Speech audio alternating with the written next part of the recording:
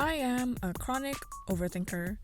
Like, it's so bad to the point where 90% of the source of my anxiety was from me overthinking about every single possibility of things that has not happened yet.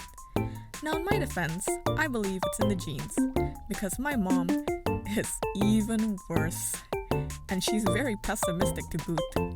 When in doubt, you blame it on the DNA. I have a friend back in uni who, I would say she's like the epitome of no thoughts, head empty, most of the time. My interactions with her can be summed up to aren't you worried A, B, and C could have happened? Why? It's not like it's happened yet. She really is very optimistic to the point where I admire her so much, I still think about our interactions from years ago.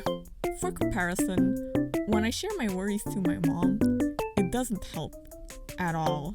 In fact, I get even more stressed out over things I wasn't even considering before. So imagine the breath of fresh air meeting someone that's like the embodiment of positivity and good vibes. Sometimes it really does help having someone snap you out of your nonsense, because overthinking really does bring you deep inside a never-ending void. My dad, on the other hand, thinks a lot less than my mom, let's just say. And he also said something similar when I was close to having a panic attack before meeting my remote coworkers for the first time. He was like, what's the point of worrying over things that hasn't even happened yet? It's not like you can change the situation by thinking about it now. And logically, I understand. And it makes sense. But I don't know, I just can't help myself and think that I might say something stupid or I wouldn't get along with anyone, which are reasonable worries. It doesn't help that I'm horrible at social interaction, and I'm really sensitive to even the slightest change in someone's tone or expression. But there was this other time with the same uni friend where we were going out with some friends and the majority of them were dudes. So I was like, hey, can I be in the same car with you? Cause I'm awkward if it's just with the guys. And she laughed really loud and was like, haha, yeah, sure, of course. One of the guys overheard her laughing and asked what's up, and she just told them, oh, she said she doesn't want to be left in a car with just the dudes, so I'm gonna accompany her. And I stared at her like, I can't believe she just told them like that. Oh, they're never gonna invite me to hang out again.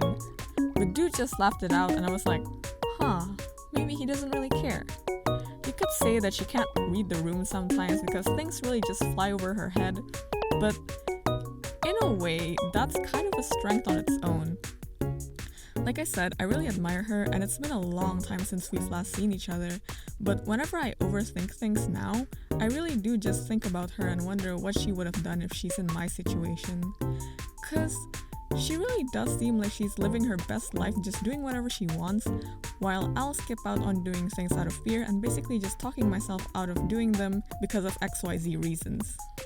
I really wanted to talk about this because overthinking has just been a part of my life for forever, and I do hate myself sometimes because it does get to a point where I can't do things I want, and it's completely my own fault for giving me all these doubts. Not to make this about anime, but I've been really into the Apothecary Diaries lately, and the latest episodes has the main characters unable to do things due to plot circumstances, and something that gets quoted a lot is to just do whatever you can within your power right now, and it is a mindset that I strive to have to combat this. Just think less about the outcome and focus on what